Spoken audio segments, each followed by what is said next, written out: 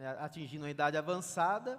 E aí, na semana passada nós estudamos, né, sobre um dos últimos atos dele ali no meio da nação, que foi trazer o povo ao arrependimento e mostrar através daquela pedra que chamava Ebenezer, até que nos ajudou o Senhor, e mostrou para o povo que eles dependiam de Deus para tudo. Olha, a gente precisa entender que se até aqui o Senhor nos ajudou, é porque nós vamos continuar dependendo da sua ajuda o tempo todo. Então, vocês estão de acordo com isso? Estamos, tudo certinho. Não, até aqui nos ajudou o Senhor. Vamos, ó, esse monumento está aqui, essa pedra, bênção de Deus, maravilha. Mas aí parece que vira a página, passa algum tempo, o povo se esquece de que até aqui o Senhor nos ajudou. E aí eles começam, chamam Samuel e falam: Samuel, é o seguinte, você está ficando velho, e os seus filhos parece que não seguem, né, o seu testemunho, não seguiram os seus exemplos, e a própria Bíblia vai dizer isso. Peço que você abra, vamos dar uma caminhadinha aqui, no capítulo 8 de 1 Samuel. Eu vou ler, né, para nós ganharmos tempo. Quando Samuel ficou idoso, nomeou seus filhos para serem juízes sobre Israel. Joel, seu filho mais velho, e Abias, o segundo mais velho. E julgavam em Berseba, mas não eram como seu pai, eram gananciosos, aceitavam subornos e pervertiam a justiça. Por fim, as autoridades de Israel se reuniram em Ramá para discutir essa questão com Samuel. Eles disseram: olha, o Senhor está idoso e seus filhos não seguem o seu exemplo. Escolha um rei para nos julgar, como ocorre com as outras nações. Samuel não gostou do que lhe tivessem impedido um rei e buscou a orientação do Senhor. O Senhor respondeu: faça tudo o que eles pedem, pois é a mim que me rejeitam e não a vocês. Então, veja que mudança assim, meio que radical. Eles têm ali em Samuel um exemplo de um servo de Deus. Deus, através de Samuel, efetuou, né, grandes livramentos ali à nação. Esse último livramento que a gente acabou de mencionar, que ele até erige ali um monumento, uma pedra, Ebenezer até aqui nos ajudou o Senhor, mas aí, de repente, parece que a ajuda do Senhor já não é mais necessária. O que a gente quer mesmo é um rei igual as outras nações têm, porque eles têm lá o seu rei, e o rei sai na frente da guerra lá para outras nações, então a gente quer um rei também que batalha nossas guerras. E Deus não, vamos dizer assim, não gosta dessa atitude. O próprio Samuel também não aprova essa atitude, mas ele vai consultar Deus, e Deus fala: olha, fica tranquilo, eu sei que eles, na realidade, não estão rejeitando vocês, estão rejeitando a mim, e eu vou atender esse pedido dele. Então, a tônica da lição de hoje vai girar em torno dessa atitude de Deus, se eu posso dizer, né, uma atitude de Deus de, às vezes, fazer o que a gente deseja,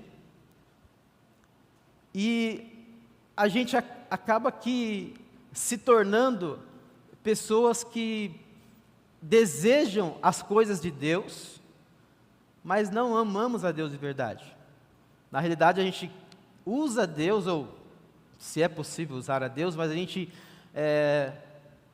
às vezes acha que pode usar a Deus para alcançar os nossos objetivos. E isso é algo que a gente vai ver na história de Israel, não é só na história de Saul, né, na história de alguns personagens, mas hoje o foco é o rei Saul, o primeiro rei de Israel. Então vamos lá, já abriram ali? O próximo, por favor? Ou será que eu consigo mudar aqui? Deixa eu ver. Vai mudar por aí? Beleza. Então, eu já falei um pouco do contexto aqui, né? Que foi o fim do período dos juízes, e agora está nesse processo de transição. Samuel foi o último juiz, então, de Israel, e agora eles pedem um rei. Israel quer um rei para que possa reinar como as outras nações. O povo rejeita a liderança dos filhos de Samuel, até porque eles não seguiam o exemplo de Samuel. Aí não vou entrar em detalhes, mas Deus diz a Samuel: é a mim que rejeitam e não a você. Então Saul, o primeiro rei, e o significado do nome Saul é pedido, ou pedido de Deus. Então Deus atende a esse pedido, mostra para Samuel quem que seria, né, o rei, né, no caso Saul. Aí eu peço que você abra no capítulo 9, porque aí ele vai apresentar Saul para a gente, que diz assim: havia um homem de alta posição chamado Quis, da tribo de Benjamim. Era filho de Abiel, filho de Zeró, filho de Becorate, filho de Afia, da tribo de Benjamim. Seu filho Saul era o jovem mais atraente de todo Israel e era tão alto que os outros chegavam apenas aos seus ombros. Então, já aqui, né, no início da leitura, a gente já vê que é apresentado uma pessoa, né, alguém com uma alta estatura, uma pessoa que dos ombros para cima não tinha ninguém, né, que alcançava ali a sua altura. Ele era de uma alta estatura e era formoso, era uma capa de revista, o homem. E acontece que as jumentas do seu pai se extraviaram e ele é enviado então para procurar essas jumentas, ou essas mulas, né? E mula, você sabe que é um animal teimoso, que vai, né, mais ou menos trazer para a gente o que é esse coração obstinado, né? Essa ação obstinada de Saul. Então ele sai à procura, e aí durante 3 dias ele tenta achar, não acha as mulas, e aí ele fala, olha, é o seguinte, ele fala para o seu servo, olha, vamos voltar, porque vai que meu pai está lá preocupado, e a gente não achou e tal, ele está preocupado comigo. Mas aí o seu servo fala, olha, está aqui nessa cidade tem um profeta, e a gente pode ir lá conversar com ele, que ele vai nos orientar qual que é o caminho que nós devemos tomar. Então eles vão lá. Aí quando chega lá, Deus fala para Samuel, ó, é esse daí, você vai ungir esse cara aí como rei. Então, acontece todo esse processo. Samuel então se encontra com Saul. Saul está preocupado mais com as mulas. Ele queria realmente achar as mulas, né, os jumentos lá do seu pai. E Deus está usando o profeta Samuel para levantá-lo como rei. Mas ele, ao que dá a entender na leitura e o que se propõe ao escritor do livro, ele dá a entender que Saul não tinha tanto comprometimento com a situação de Israel, ou também não tinha muita intimidade com os problemas que Israel vivia, não tinha intimidade com a religião de Israel, porque Saul não conhecia Samuel. E quem naquela época não conhecia Samuel? Quem que não tinha conhecimento de que Samuel foi um homem usado poderosamente por Deus? Agora Saul, que era de uma família pequena, sim, né, da tribo de Benjamim, mas, né, de uma família importante, uma família rica daquela época, mas ele não tinha, vamos dizer assim, conhecimento do profeta, não sabia quem era o profeta Samuel. Olha que absurdo, né? Por aí você já vê um detalhe importante. Mas enfim, Samuel então o unge no capítulo 10, né? Samuel pegou uma vasilha de óleo e derramou sobre a cabeça de Saul. Depois o beijou e disse: faço isso porque o Senhor o nomeou como líder de Israel, sua propriedade especial. Hoje, quando você partir, verá 2 homens ao lado do túmulo de Raquel. Aí ele dá instruções, né, para Saul, que vão, né, se cumprindo, né, com o tempo. E aí a gente vê 3 coisas importantes que aconteceram na vida de Saul. E isso me chamou muita atenção enquanto eu estudava. Por quê? No momento em que ele então sai da presença de Samuel, que aí ele chega lá onde Samuel tinha dito para ele ir, ele encontra, né, um grupo de profetas que estão tocando harpa, né, louvando a Deus, tal, e o Espírito Santo do Senhor vem poderosamente sobre Saul. Ele é capacitado pelo Espírito Santo para realizar aquilo que é o que? Liderar o povo nas batalhas. Ele é capacitado por Deus para isso. O Espírito Santo vem e se apodera de Saul. Isso para nós, puxa vida, é um exemplo, porque a gente precisa, como foi falado na pregação do pastor Josimar, a gente precisa se deixar encher pelo Espírito Santo. Precisa, é uma necessidade, é algo que, sem o Espírito Santo, a gente não realiza nada para Deus. A gente pode até realizar grandes coisas, mas com a capacitação do Espírito Santo, primeiro, que a glória é para Deus, e segundo, todas as coisas vão ser realizadas conforme a vontade de Deus. É para ser assim. É para ser assim. Mas no caso de Saul, depois a gente vai ver mais para frente, que não foi bem assim que aconteceu. Depois que ele é cheio do Espírito Santo, ele é transformado numa pessoa diferente. Capítulo 10, versículo 5 em diante. Você pode ler depois conferindo aí. E as palavras que Samuel disse para ele, diz assim, olha, você profetizará com eles, com aquele grupo de profetas, será transformado numa pessoa diferente. Depois que esses sinais se cumprirem, faça o que tiver que fazer, pois Deus está com você. Olha que mensagem maravilhosa, para esse homem que, num primeiro momento, ele reluta contra esse chamado, porque ele fala, olha, eu sou da menor tribo, eu não tenho capacidade para realizar isso daí que você está me dizendo. Na realidade, eu nem sei o que você está querendo comigo. Saul estava bem perdido. E aí, acontecem esses sinais na vida dele, ele recebe o Espírito Santo, o profeta diz, olha, Deus vai estar com você, o que você tiver que fazer, você vai fazer, você vai realizar, porque o Espírito Santo vai te capacitar para isso. E aí no versículo 9 do capítulo 10, assim que Saul se virou para partir, Deus lhe deu um novo coração, e todos os sinais anunciados por Samuel se cumpriram naquele dia. Então, Saul, ele tem todo um início dá indícios de que ele vai ser um rei realmente cheio do poder de Deus, uma nova criatura, e que ele vai dar conta do recado, por tudo isso que acontece ali no início do seu chamado. Dá a entender isso, porque, recebe o Espírito Santo, Deus diz que vai estar com ele se torna uma pessoa diferente, e Deus lhe dá um novo coração. Não tinha tudo para dar certo? Tinha tudo para dar certo. Tinha tudo. O essencial para dar certo. Tinha.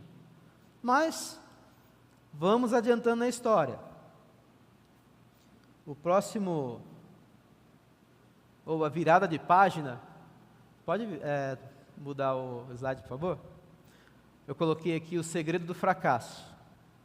Ele era grande em estatura e pequeno no caráter. 1 Samuel, capítulo 10, versículo 21. Quando ele recebe todos esses sinais, e aí ele volta para sua casa, o seu tio pergunta, viu, o que aconteceu? Fala, nós tivemos lá alguns imprevistos e tal, mas o profeta falou que a gente ia achar as mulas, já foi achado aí, tudo certinho, beleza. Ah, você encontrou com o profeta? Encontrei com o profeta. Tá, então me diz aí, o que mais ele falou? Não, foi só isso mesmo. Ou seja, ele parece que ou não entendeu praticamente o que aconteceu com ele, ou pode ser um sinal de humildade, de não querer sair abrindo a boca e dizendo o que aconteceu, mas enfim, o fato é que parece que é um ato de covardia, parece que ele se acovarda diante da responsabilidade, mesmo sendo cheio do Espírito Santo, grave bem isso, mesmo tendo sido transformado, recebido um novo coração, e mesmo o profeta dizendo, olha, o Senhor Deus é contigo, Deus está com você. Então ele, quando chega ali no meio do povo, que Samuel vai apresentar para as tribos, vai apresentar para a liderança, e eles estão fazendo ali toda aquela cerimônia, e aí procura Saul, onde que está Saul? Precisou Deus revelar onde estava o Saul, ele estava escondido entre as bagagens. Então, por aí você vê que ele é uma pessoa que é de uma grande estatura, mas que parece que há algo que o incomoda, ele não se acha à altura da grande responsabilidade e ele se retrai, mesmo tendo sido capacitado por Deus para realizar a obra. E aí você vai ver que ele falta confiança em Deus, 1 de Samuel capítulo 13, versículo 8 ao 14. A gente vai ver, é lógico, eu vou ter que pular alguns trechos para a gente entrar no assunto que o livro propõe para a gente, tá? Mas tem aí praticamente 2 anos do início do seu reinado, ele realmente, quando ele percebe, não, realmente eu preciso realizar a obra de Deus, e aí Deus usa poderosamente a vida dele para livrar Jabes Gileade, e ele faz lá, né, reúne o povo, ele sai na guerra, Deus dá a vitória para ele, né, ele está sendo ali usado por Deus, mas aí vai chegar no momento em que Deus vai fazer uma espécie de teste com Saul. Samuel fala para ele, olha, você vai ficar, os filisteus se reúnem, né, para lutar contra Israel, e aí Saul reúne o povo, e Samuel fala, você vai me esperar durante 7 dias e não vai para a guerra enquanto eu não oferecer o holocausto ao Senhor. Beleza? Tudo certo. Só que aí Samuel demora um pouco. Chega nos 7 dias, os soldados inimigos começam a atacar Israel, e Samuel não chega, e aí o povo, né, que estava junto de Saul começa a querer debandar, né, porque, olha, a gente vai ficar aqui esperando Samuel até quando? E Saul cede à pressão. Saul simplesmente diz, bom, já que Samuel não vai chegar, eu vou lá e vou oferecer. E aí ele vai lá oferecer o holocausto ao Senhor, algo que ele não podia, porque ele precisava entender que havia uma hierarquia. Deus falava através do profeta, e o profeta transmitia a ordem. Então era nessa ordem, ele precisava entender isso, que ele precisava obedecer o profeta. Precisava esperar o profeta chegar e oferecer lá os sacrifícios, porque ele também exercia o Samuel também exercia o ofício de sacerdote. Então ele devia esperar, ele tinha que esperar. Só que, nesse momento, capítulo 13, eu vou ler do versículo 5 e diante.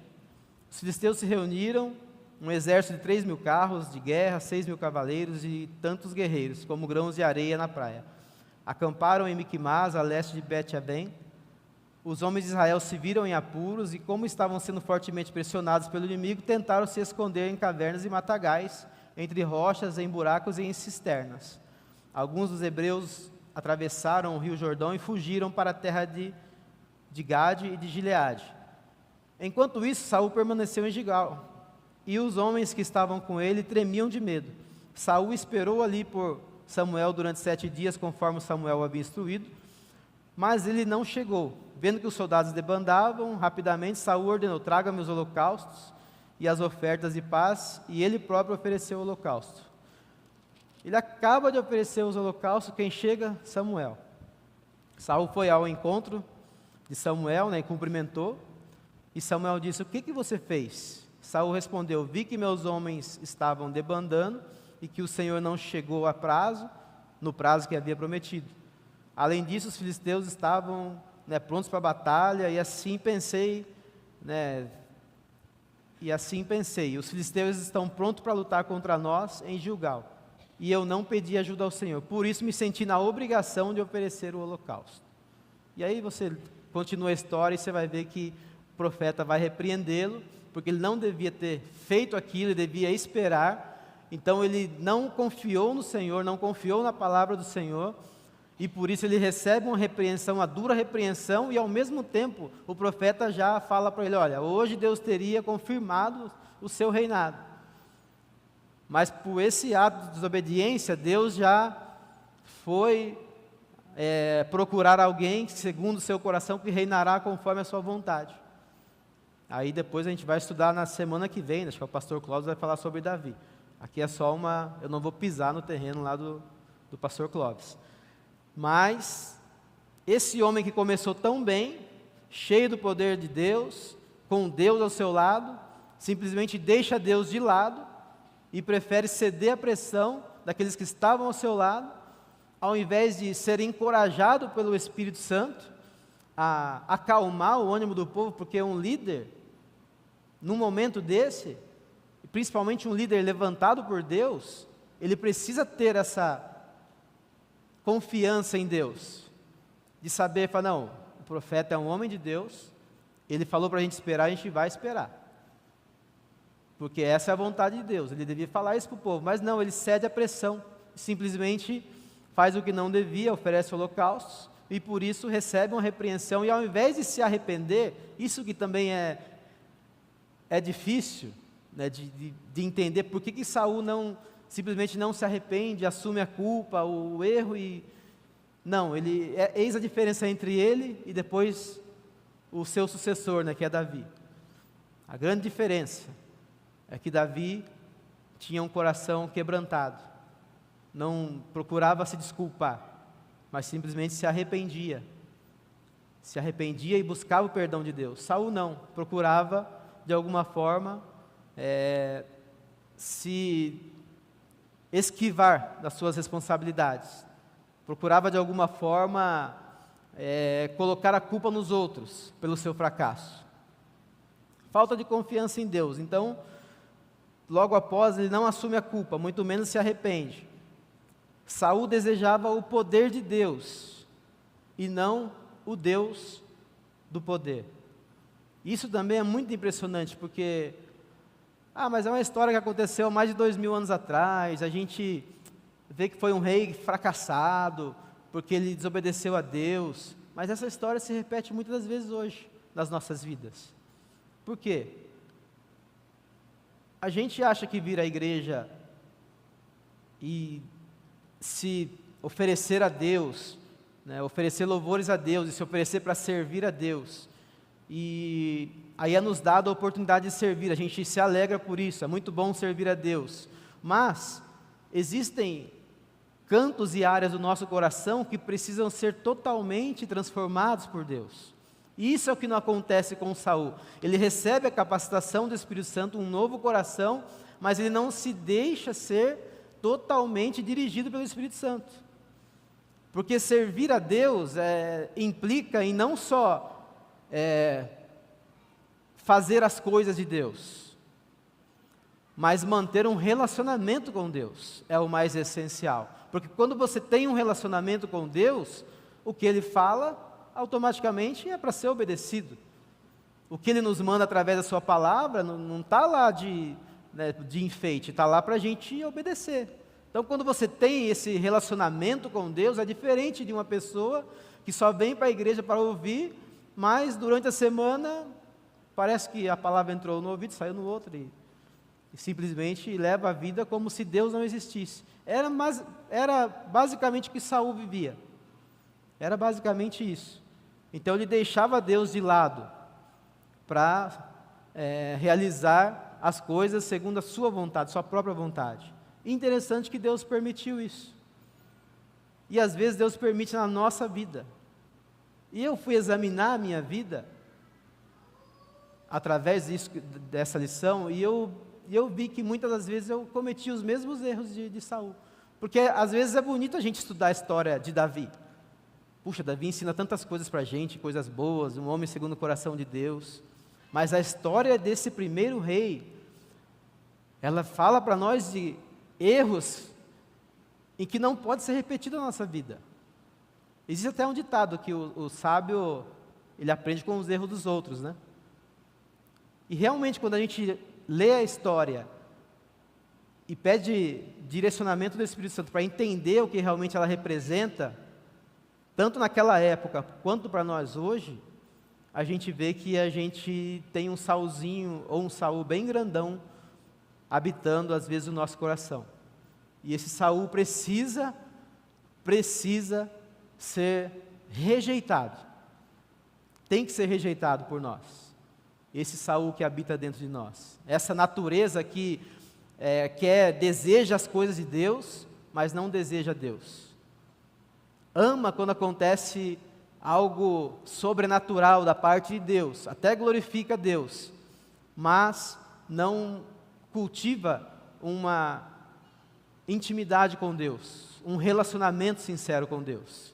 Obedece quando lhe traz vantagem, mas quando as coisas estão ruins, quando as coisas estão difíceis, começa a dizer que Deus o abandonou, começa a dizer, por que está acontecendo isso comigo? Eu faço todas as coisas certinho, eu obedeço a Deus, eu não falo mal de ninguém, mas e o nosso relacionamento com Deus? Será que é realmente um relacionamento que o coloca como o centro da nossa vontade? ou nós que colocamos a nossa vontade e quer que Deus alinhe a sua vontade com a nossa vontade. E não é isso que aconteceu com Saul. Saul simplesmente ignora a vontade de Deus, ignora as ordens de Deus, tem um total desprezo pela ordem de Deus. Aí o capítulo 15 é um dos desfechos, né? De como que, a que ponto que chegou um homem que foi escolhido, cheio do Espírito Santo, teve um novo coração, foi transformado num novo homem. E aí ele chega no capítulo 15, é mais uma situação que eu quero ler com vocês, capítulo 15, de 1 Samuel, diz assim: certo dia Samuel disse a Saul: foi o Senhor que me enviou para ungí-lo rei de seu povo Israel. Agora ouça essa mensagem do Senhor. Assim diz o Senhor dos Exércitos: resolvi acertar as contas com a nação de Amaleque por ter se colocado contra Israel quando o povo saía do Egito. Agora vá e destrua completamente a nação de Amaleque. Homens, mulheres, crianças, recém-nascidos, gado, ovelha, camelos, jumentos, tudo. Então Saul reuniu o exército, até aí ok, obedeceu, foi lá com os homens e destruíram os amalequitas, fizeram lá as emboscadas e destruíram.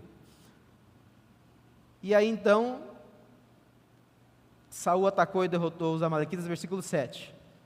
Desde Avilá até Sur, a leste do Egito. Capturou Agag, o rei amalequita. Aonde que Deus tinha falado que era para ele capturar Agag? Não matou o rei, poupou a vida do rei. Destruiu completamente todo o povo. Saul e seus homens pouparam a vida de Agag, bem como o melhor das ovelhas, do gado, dos bezerros gordos e dos cordeiros. Destruíram apenas o que não tinha valor ou o que era de qualidade inferior. Era uma ordem simples. Vai lá, destrói tudo. Não.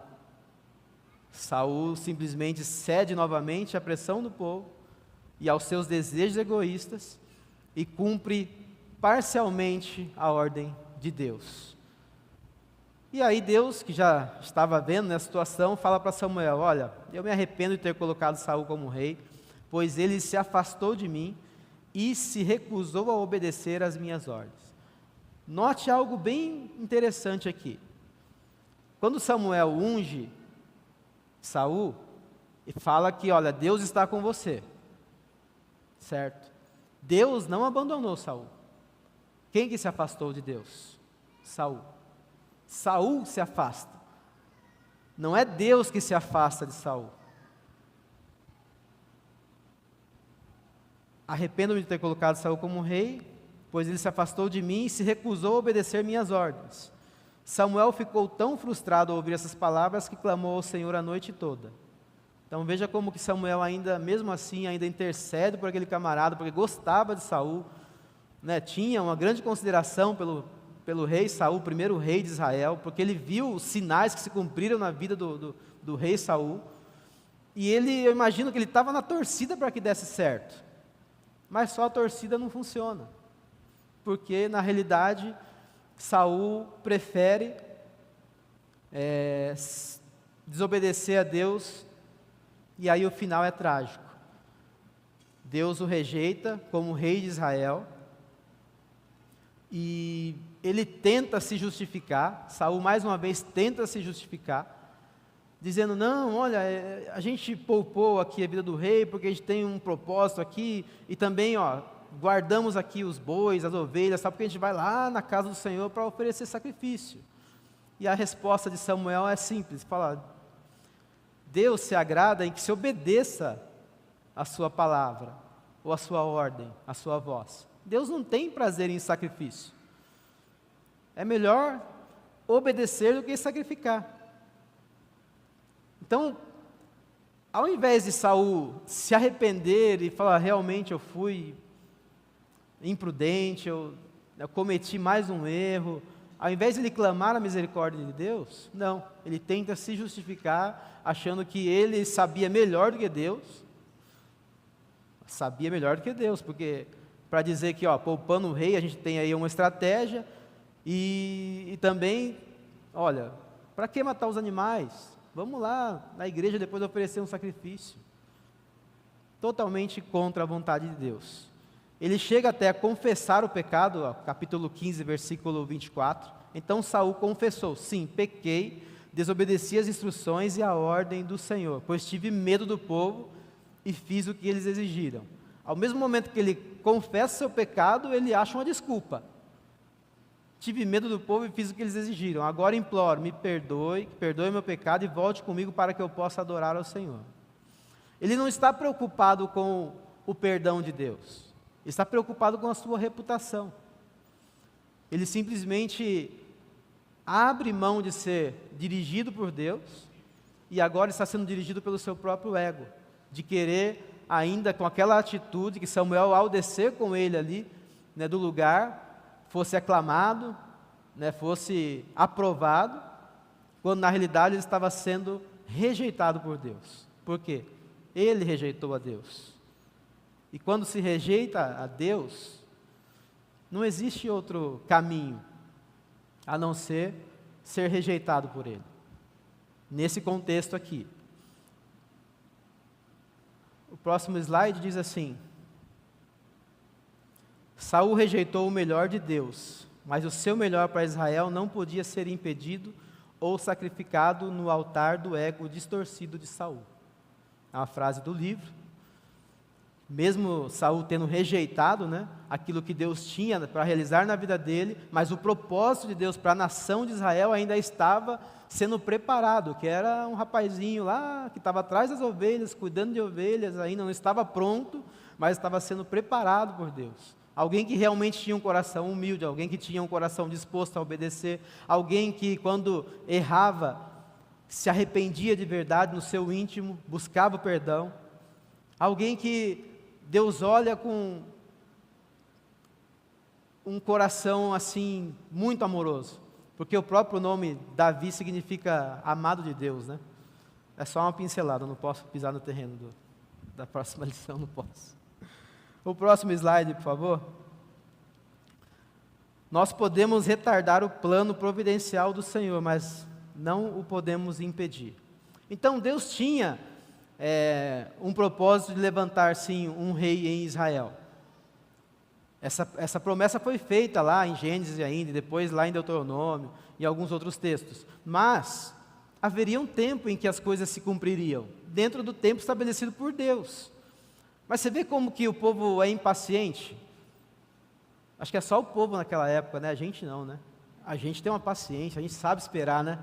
A gente pega aquele versículo lá, esperei com paciência no Senhor, e lê ele bem alto, né? Esperei com paciência no Senhor. Ele se inclinou para mim, ouviu, né, o meu clamor. Puxa vida, é até lindo, né, dizer isso. Como nós cantamos hoje de manhã. Quando eu vi lá o primeiro louvor, Rei do meu coração, já pensa na pancada que eu levei. Fala, mas será que Deus reina mesmo no meu coração? Porque falar da boca para fora é uma coisa, você cantar aqui no meio da multidão, maravilha. Mas será que Ele realmente reina no meu coração? Ou será que isso só está saindo da boca para fora? Ao entender a história de Saul, a gente vê que Deus não reinava no coração dele. Deus enviou o seu Espírito Santo para capacitá-lo a vencer as batalhas, e ele poderia ao receber esse poder, essa autoridade do Espírito Santo, também deixar que o Espírito Santo moldasse a sua vida. Poderia deixar. Ele poderia dar liberdade ao Espírito Santo, porque o Espírito Santo também não entrou na vida dele para fazê-lo alguém que era dominado ou controlado. Tinha um controlinho remoto que, Saul, você vai por aqui, apertar o botão e tal. Não. Da mesma forma hoje. O Espírito Santo não entra na minha e na sua vida e nos obriga a fazer as coisas. Até porque Deus não aceita nada que seja por obrigação. Se você vem na igreja, serve a Deus por obrigação, pura obrigação, eu sinto muito dizer, mas é uma perda de tempo. Se não for por amor a Deus, mesmo que seja um amor imperfeito, eu e você nunca vamos chegar a um nível de obediência em amor a Deus assim de forma que o maior exemplo para nós é Jesus, né? Nós não chegaremos. Mas se nos deixarmos ser cheios do Espírito Santo e deixar que o Espírito Santo domine essas áreas em que o Saul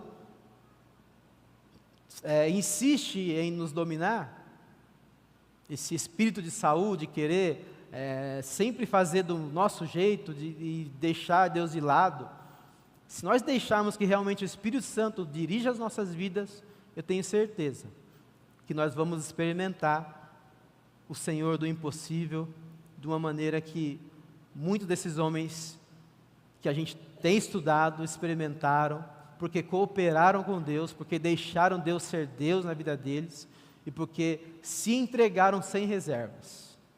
Tenho certeza.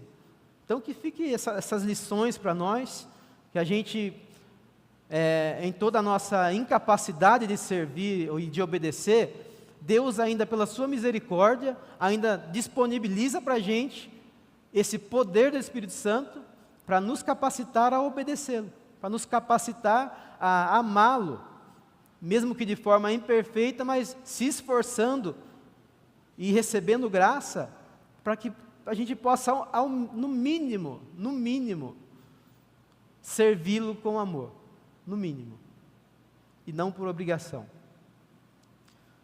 Já indo para as aplicações, próximo slide.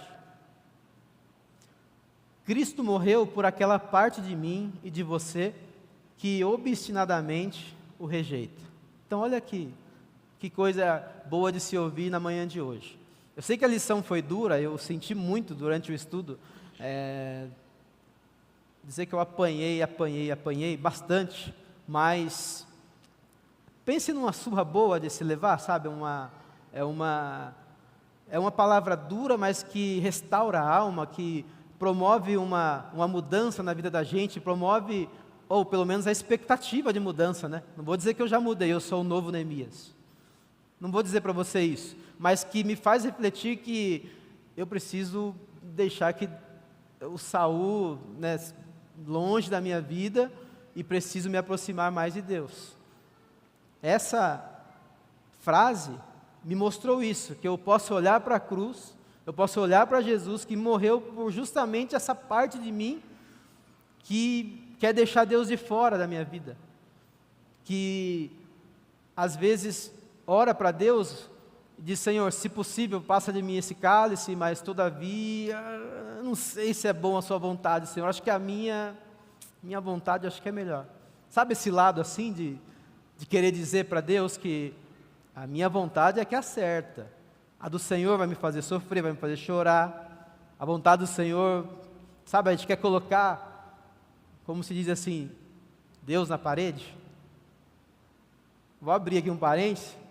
Uma certa vez uma conhecida disse que ela estava muito irada com Deus, estava muito triste com Deus, porque as coisas estavam totalmente dando errado na sua vida, e ela já tinha orado, tinha clamado e não tinha resolvido. Aí um dia disse que ela pegou uma cadeira, colocou assim, acho que na cozinha, não sei, e falou assim: ô Espírito Santo, agora eu quero que o Senhor desça e sente aqui que eu quero falar, quero ter uma conversa séria com você.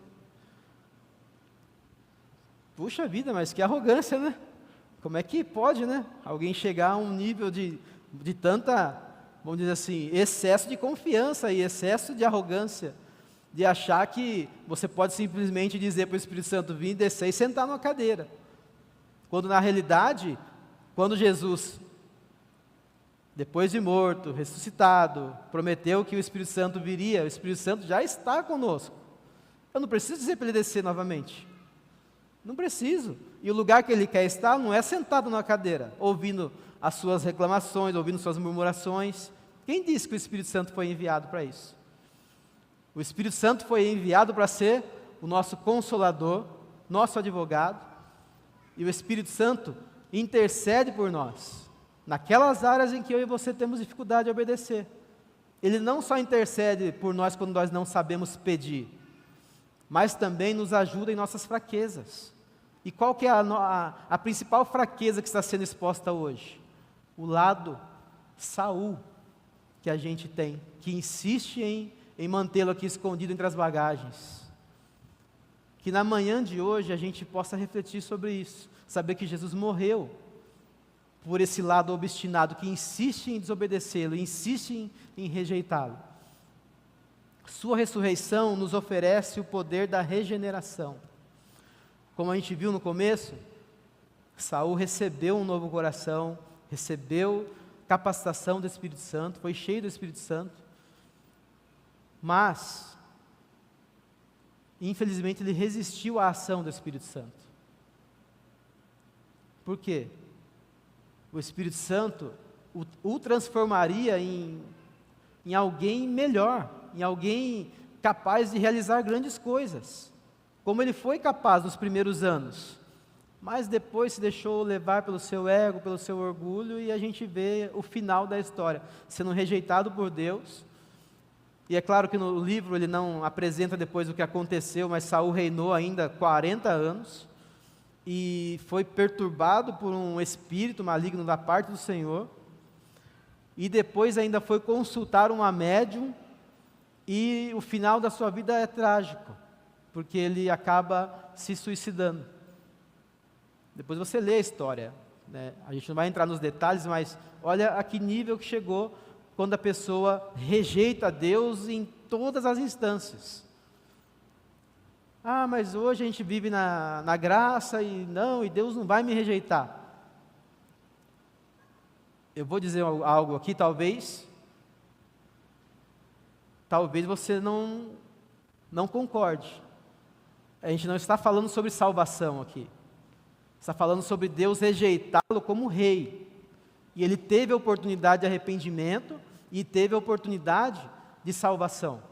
Isso é outra coisa. O que está falando aqui é sobre a sua rejeição como um rei. Às vezes, de tanto a gente dizer não para Deus, a gente perde a capacidade de dizer sim para Ele. O que é dizer sim para Deus? Deus fala com a gente, fala, olha, eu quero muito usar a sua vida, eu quero te capacitar para servir no ministério. Tem ministério infantil na igreja, tem o ministério de caminhoneiro, tem o ministério de ensino, tem tantas coisas, eu quero te usar. Ah, mas eu não sou capaz. Ah, mas não, olha, eu tenho que fazer minha faculdade primeiro, eu tenho que primeiro cuidar das minhas coisas, eu tenho que... Você vai dizendo não para Deus. Tem nada a ver com salvação, tem algo a ver com o que Deus deseja realizar na minha e na sua vida, esse Deus do impossível, que age nas nossas impossibilidades, tem a ver com que Ele tem um grande plano para realizar através da sua vida, porque o grande plano de salvação de Deus já foi consumado. Não tem mais o que acrescentar na salvação, mas naquilo que nós vivemos para Ele, naquilo que nós dedicamos para Ele, nós temos a capacidade de rejeitá-lo. Nós temos a capacidade de ser rejeitados por Ele. De tanto a gente dizer não para Deus, a gente perde a capacidade de dizer sim para Ele. Então, porque o tempo vai passando. E se eu estou sempre dizendo não para Deus, quando chegar uma hora que, agora eu estou pronto para servir. Aí já passou a sua idade, a sua força, aí você já está praticamente obsoleto. Mas não, ainda é tempo. Se você está ouvindo isso aqui hoje, Deus te trouxe aqui para ouvir isso hoje, é porque Ele ainda está nos dando a oportunidade de rever o que a gente está vivendo, se realmente a gente vai continuar sendo essa pessoa teimosa, inflexível, porque obstinado na Bíblia traz a noção de uma pessoa que não se submete à vontade de Deus. Então que nessa manhã a gente entenda isso e peça a Deus graça. E por último aqui, e quando o seu Espírito nos invade e o vazio é substituído pelo seu poder, podemos dizer, não a minha vontade, mas a tua seja feita, a tua vontade seja feita. Então que nessa manhã o Espírito Santo, além de ter falado conosco, também tem essa liberdade de nos ajudar nesse ponto fraco, nesse tendãozinho de Aquiles, nesse Saulzinho escondido, ou Saulzão, e a gente possa tomar uma nova atitude e sermos obedientes a Deus em tudo aquilo que Ele nos propõe para fazer. Amém? Deus abençoe e tenha um ótimo domingo, um bom almoço a todos.